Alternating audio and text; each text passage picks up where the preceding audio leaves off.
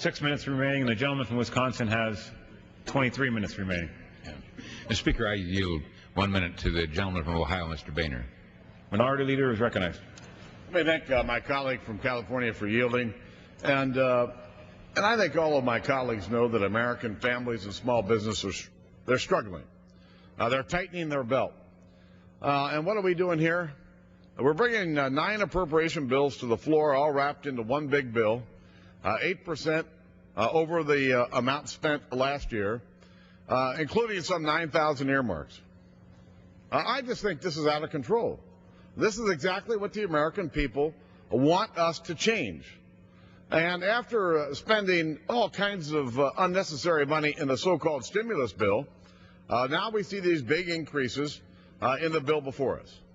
And that's why my Republican colleagues and I suggested that we ought to have a spending freeze.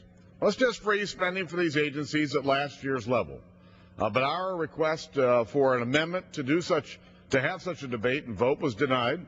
And so here we are in a position of having to oppose this bill.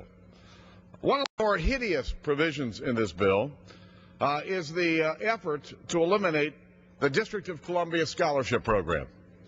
Back when I was chairman of the Education and Workforce Committee, I worked on a bipartisan basis to help establish this program. And in the agreement that was reached, provided additional money to D.C. schools for IDEA and for Title I, in exchange for a $15 million program to help our poorest students here in the District of Columbia who are trapped in some of the worst schools.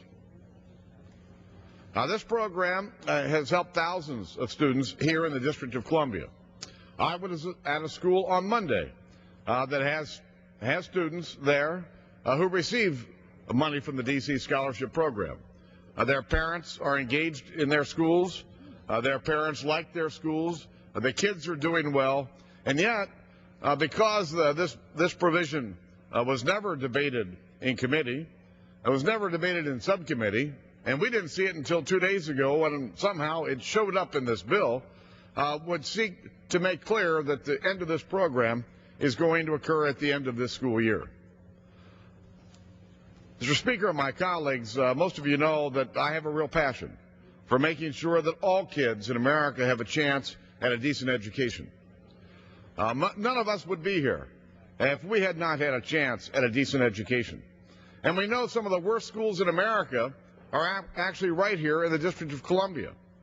And for those parents who've taken advantage of this program and allowed their children to go to real schools, schools where they're cared for, schools where they get an education, to suggest that we ought to eliminate this program is an abomination. I am adamantly opposed to this provision and opposed to this bill, and would urge my colleagues to send a loud and clear that we should vote no. The president campaigned against this type of legislation, this number of earmarks, and I would hope that the president would veto this bill, because Republicans in Congress will be here to uphold his veto of this piece of legislation. I yield back. Gentleman yields back the balance of his time.